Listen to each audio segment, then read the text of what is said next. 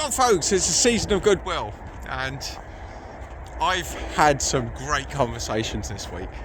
But you know, I've had them, like, we call them business conversations, but they're very rarely business conversations. To anyone that's had a chat with me, you'll know that probably about 95% at least is nothing to do with business when I have conversations with people. And the reason that's the case is because I want to find out what we've got in common. So one of the conversations I had this week started off with football. I revealed I was a Liverpool fan, and I was speaking to an Everton fan, and well, that's always going to be an interesting chat, but our conversation spiraled off in a very funny direction.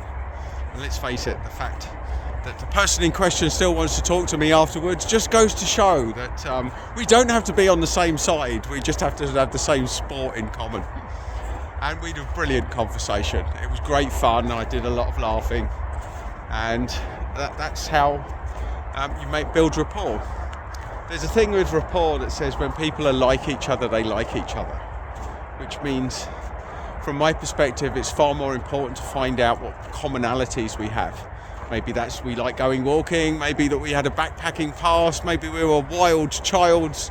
If we go back far enough into our history, there's loads of things that I potentially overlap with people, and I'm always looking to explore that. And what makes people memorable? Well, let me ask you a question.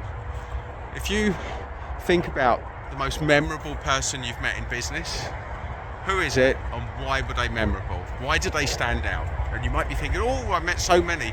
Think who's the first one that pops into your mind now, and what made them memorable? What made them stand out above everybody else? And I bet it's not because they had a brilliant business or a brilliant pitch. I bet it's because they were charismatic, or they said something to you. It was about a subject that was so deeply personal. Maybe it was an environmental issue.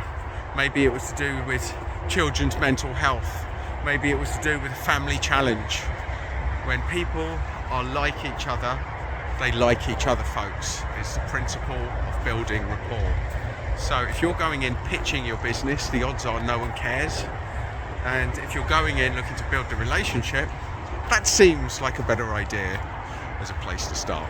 Well, it does to me anyway, folks, but then I just fell in a hole as I was walking, so maybe I've got it wrong.